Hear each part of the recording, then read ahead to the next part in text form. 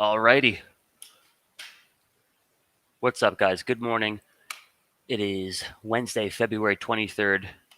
As always, good to have you here for some pre-market prep. So we'll dive in here, shall we? Let's take a look at the futures. The S&P 500 futures up about 0.6%. The Q-sters are up about 1%. Dow Jones up about 0.5%, and the small caps here kind of up about 0.5% and change as well. So a little pop here this morning, guys. In terms of bigger picture structure, let me clean this up for you first. If you look at the small caps here, I still have my daily sell signals, which essentially we've had since really early January. Even had them back here, back during Thanksgiving. So we still have sell signals on the small caps. You got sell signals on the S&P. Got sell signals on the QQQ, and got sell signals here on the Dow Jones. So all the indexes, and then most of the sectors too. There's SMH, here's XLK, industrials, the utilities, the healthcare sector, basically everything except energy.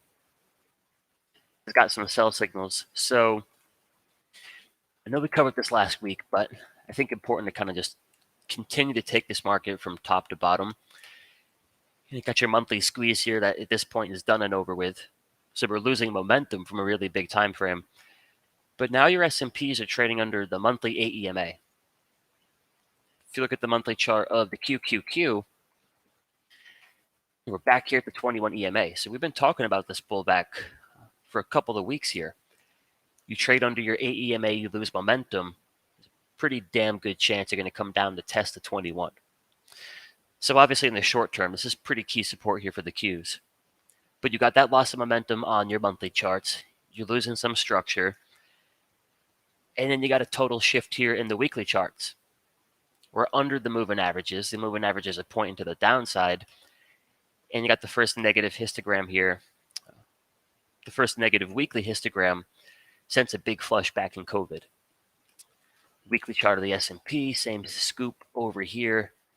First negative histogram since the vid. And we're losing structure. So monthly charts, weekly charts, and daily charts, to me, they all continue to look bearish. And until these little pops, start to change all of that. Because where I'm going to look at the market differently is if we start to close back above the weekly 21 EMA. So if the S&P futures are back near, 4,600, QQQ is trading back above, 15.2. If the small caps are trading back above 21.50. Yeah, you know what? Back above the weekly 21 EMA, probably at that point, I'm not in a rush to short the market. And I'm probably going to be a lot more open-minded to playing things to the upside. But in terms of, using that as kind of the line in the sand here, weekly squeeze fire short for the small caps. This is week number 2 here at the weekly squeeze for the Q-sters. It's firing short. So week number 2. And then with the S&P 500, hasn't even started yet. So to me, the monthly charts, the weekly charts, the daily charts, they kind of point towards, in my opinion at least, these weekly squeezes firing, which should give you, I think, a good 4, 5, maybe 6 weeks of momentum to the downside. That all kind of starts to change if we're getting back above the moving averages, the weekly 21 EMA. So until that happens, the game plan I'm going to keep working here, guys, is trying to short nice bounces. Now, the issue with the indexes here is really outside of last week, early last week, mind you. We're not really getting a bounce that I would want to short. So here's kind of what I'm looking for.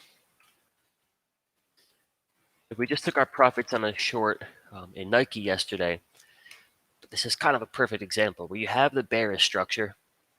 So you have your daily squeeze, you're under the moving averages, there's negatively stacked EMAs. That's where you want to short the 21 EMA and then take your profits on the flush. So I'm looking for bearish structure Just looking for a good entry. And a lot of times that is going to be as close to the 21 EMA as possible. So looking for more things like that. Let's see, what else do we have? Uber's another example. We got a short position in Uber right now. And these are trades that we did in my class. It's got your bearish structure.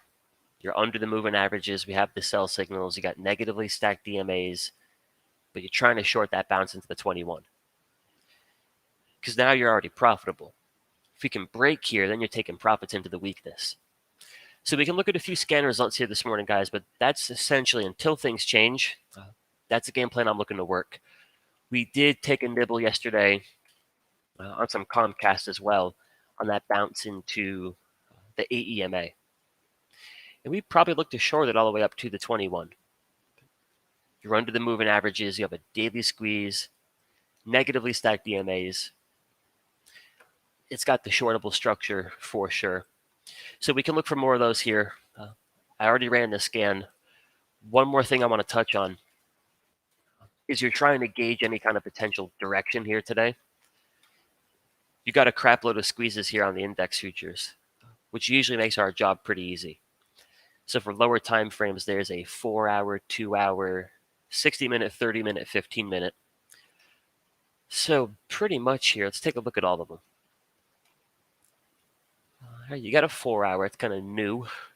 It's a new. There's your 2-hour squeeze. There, of course, is the 1-hour. You got your 30-minute, and you got your 15-minute. So basically, you're looking for the domino effect.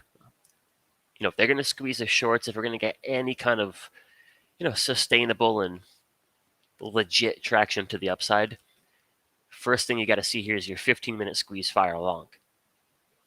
15-minute squeeze fire short, you're not ready to go higher just yet.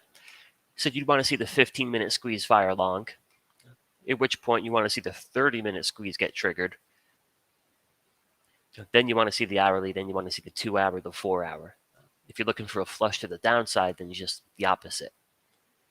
You would come into today's session looking for the 15-minute squeeze to fire short. Hopefully that wakes up your 30-minute, triggers that to fire short. Then you got the 1-hour, the 2-hour, the 4-hour, the daily, the weekly, so on and so on. But I love going into a session with a bunch of squeezes. So keep an eye on those today. It'd be a pretty good compass, so to say. But we'll look at the scan results here, guys. So let's see. So first up is Tesla, which in my book, because I got my sell signal, only thing I could do here is short it. But I think you got to short it up here. Still has the sell signals where to get a much better entry. So if you short Tesla back here, you're probably taking profits yesterday. If you come in to try to short it today, it could work. Sure, it could work.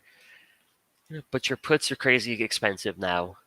There's not too much premium left on the call side of the options. So you're not going to get a good bang for your buck selling call spreads. You want to do that on the bounce. So say you want to buy puts on Tesla, wait for the bounce. So maybe you want to buy some 850 strike puts. Well, they get a hell of a lot cheaper on that bounce to the 21. That's ideally when you're trying to buy those puts. Maybe you want to sell the 950 strike call credit spread. You wait for the bounce. You got a lot more premium to sell to the next guy or girl. So Tesla in my book is shortable, but I would do it after the next strong bounce. Berkshire looks pretty good here. And the financials are interesting because if you look at the financials here, XLF itself, well,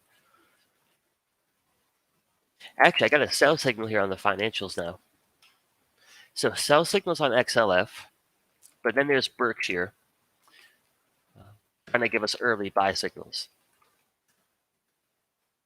As well as Fargo losing the buy signals. Goldman looks pretty bearish. Yeah, the financials don't do it for me here. TSM looks like a short, but you got to short the bounces. Procter & Gamble's all a bit neutral. Coca-Cola is pretty good here. Just looking for things closer to the 21. Eli Lilly is kind of a good example here.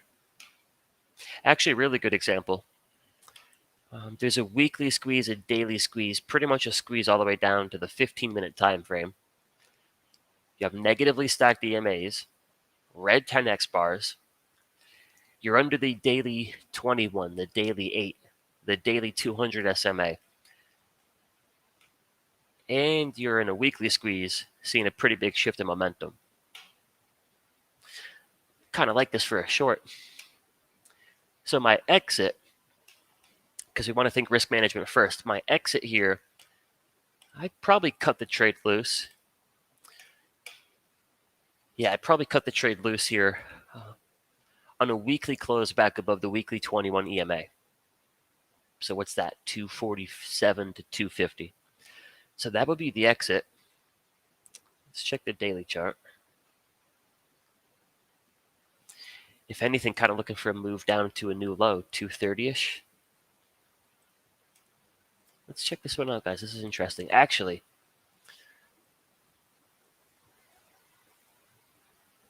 kind of like that as a target.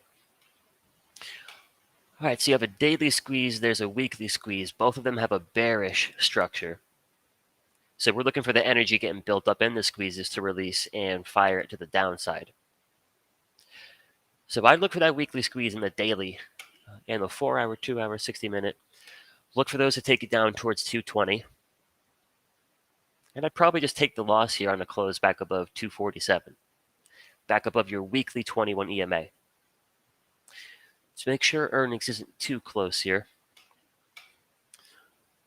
April 28th. All right, we got time on this. Time. Oh, it's biotech, so keep that in mind. These can be a little bit fierce. All right, let's see. What would make sense here?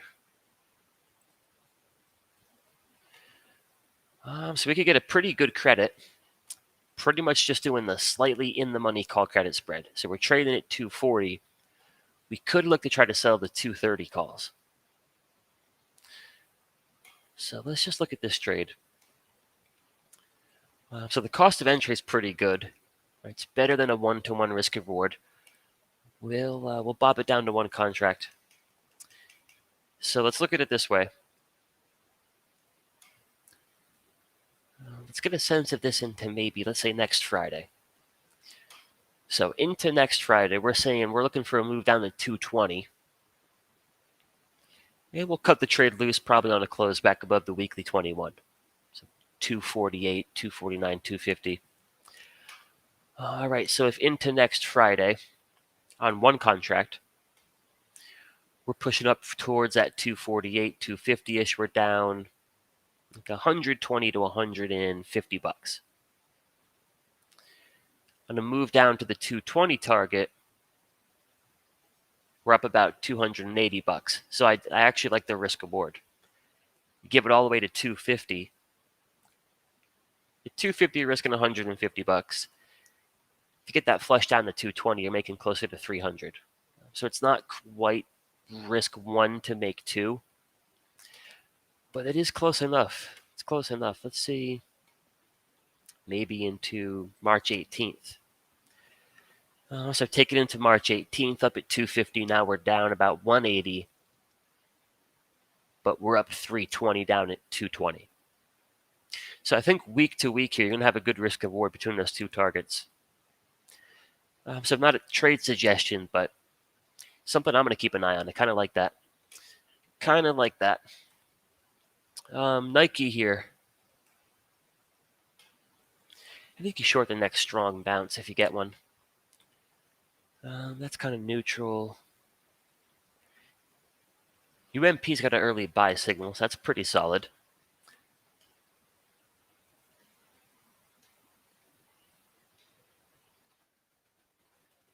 I'm going to go through a few more here, guys.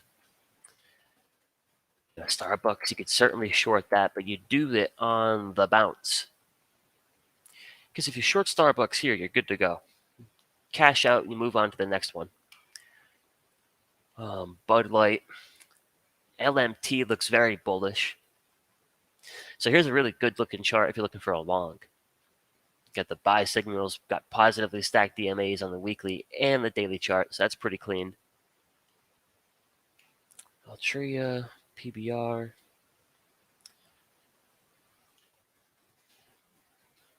I think you guys get what I'm looking for here. Daily squeezes, but if it's under the 21 EMA, if there's negatively stacked DMAs, negative histograms, it's all stuff I'm trying to short here. So just give you one more visual here, then I'll take some questions. And the kind of structure like Nike, but you short that bounce. I think Comcast is a good short here. And then one more I want to cover actually is Apple. Now you'll notice I don't have sell signals here on Apple. And it's actually one of the few things in big tech that doesn't have it. Facebook's got it. Google's got sell signals. Amazon's got them. Microsoft is proudly wearing a sell signal. Apple's the only one that's not. So it's the best looking structure in a pretty crappy looking group. But we actually shorted this yesterday in the options room. And my thinking here is the short on the QQQ. It's a short on the Qs with a much better entry. Yesterday, the Qs are down here at -2, -3 ATR. Apple's still right near the sell zone. You're pretty close to that 21 EMA. But if you check out the weekly squeeze on the Qs like we did earlier, if indeed this does release energy to the downside, so that weekly squeeze fires for another 4, 5, 6 weeks, I think at the very, very least here, you could get Apple down to its recent low, which structurally, I mean, the weekly chart's in fine shape, all the way down to like 155. So granted, it's the best looking chart in the whole group. And I think any strong bounce here in the Qs is probably going to be led by Apple. But we've got our exit up here around 175, 176. Target down there, 155. So maybe something to consider. Because if the Qs puke it up, Apple pukes it up. If the Qs rally back to the highs, Apple's the first one to hit an all-time high, most likely. So it's basically shorting the Qs, but just getting a better entry via Apple. And I'll show you what the risk reward looks like there. So we can check this out into, say next Friday. So on my 10 contracts into 174, 175, kind of risking, $1,400 down at 155-ish, that would net about 2,000 or so. So risk 13, 14 to make 2 and change. Somewhere in that neighborhood. And then the other trade we got here in the mastery, along with Comcast, which we picked up yesterday, is the IWM. This is our March 25th expiration call credit spread. And on this trade on my 50 contracts, risking about 3,600 to potentially make, 13 to 20-ish. So we'll see how today goes here, gang. You got a bunch of squeezes on the indexes. So should make your job pretty easy. If you're going to play the upside, I think you play it short and sweet. Hit it and quit it in and out. We can go up 1%, 2%, 3%. Doesn't start to change the structure here. Doesn't start to fix a lot of the issues we're seeing from a monthly chart all the way down to a weekly, down to a daily. So there is money to be made on these pops. I think if anything, you keep them short and sweet.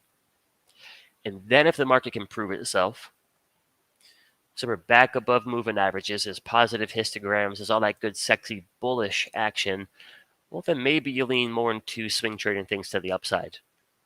For now, I think you can day trade the upside, swing trade things to the downside. So we'll see when and if that changes here, my friends, but no dull moments in this market. But your Qs are up 1% this morning. Then we're like in no man's land. So there's a lot of work to be done here.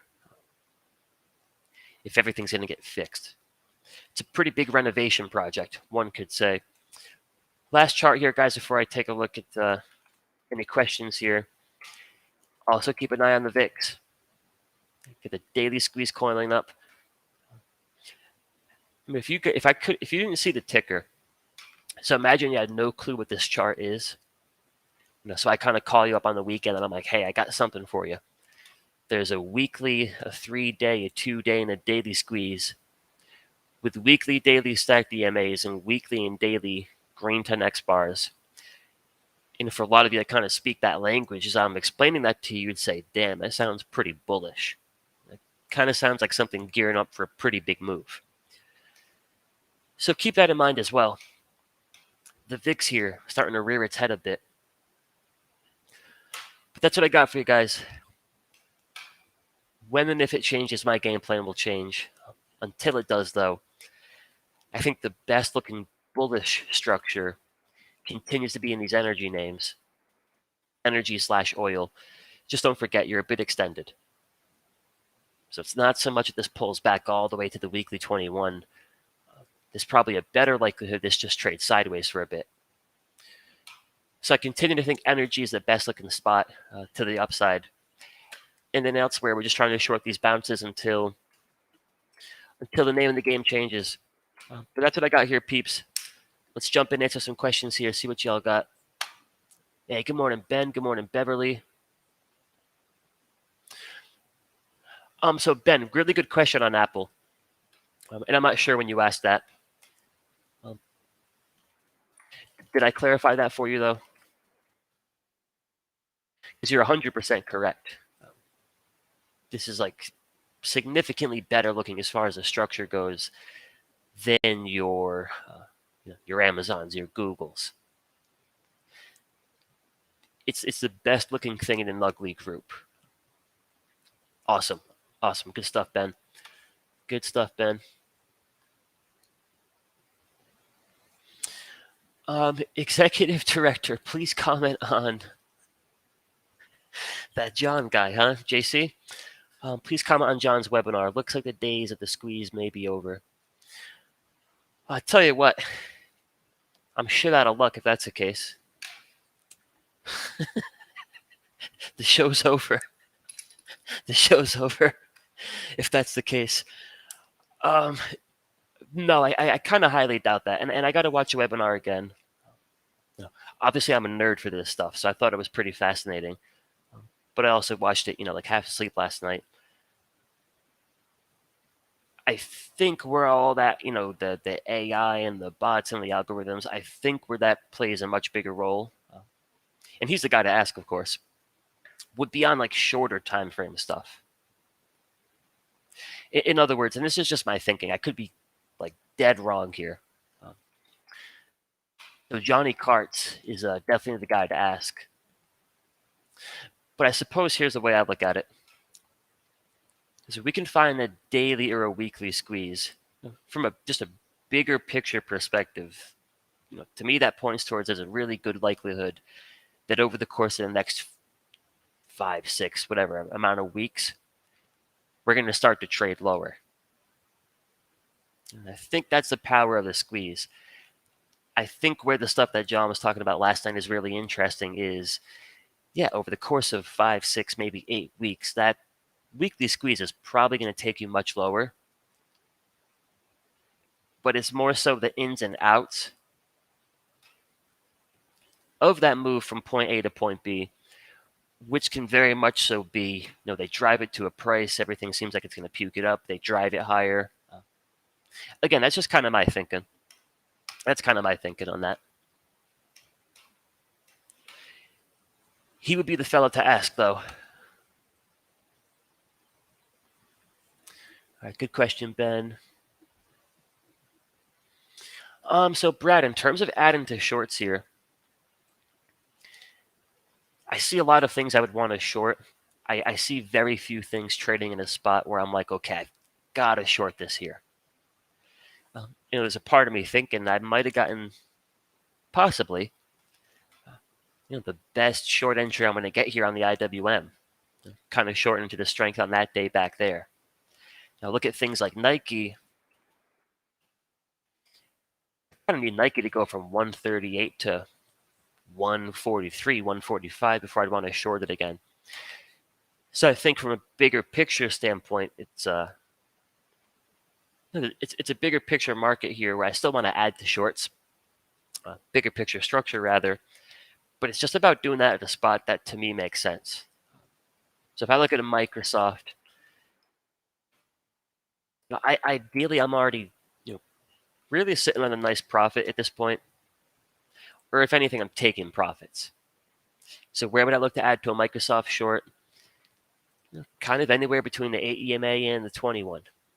Where would I like to add to a QQQ short or open a short on the QQQ?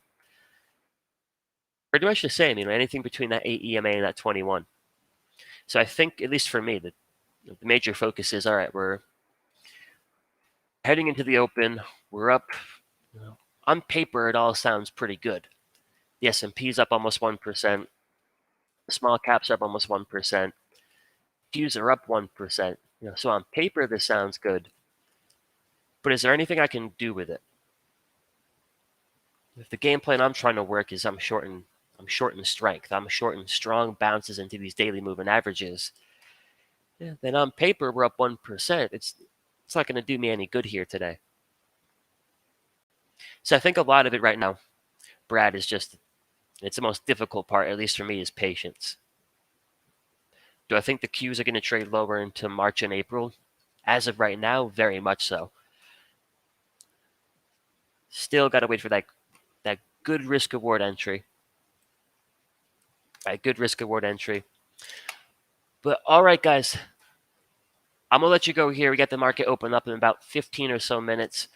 So I hope I've given you a few things to take with you in your trading today. If you're in the options room, I'll be on the mic at 9:30 Central. And I think I'm in the training room later this afternoon as well. But I appreciate you guys tuning in. It's always good to jump on the mic here and talk shop before the open.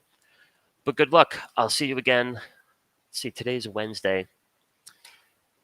So I think Chandler should have you guys on Friday, and then I will see you on Monday. But we got a few videos coming your way over the next few days here, so keep an eye out for those. But otherwise, guys, trade safe, and I'll talk to you next time. Adios.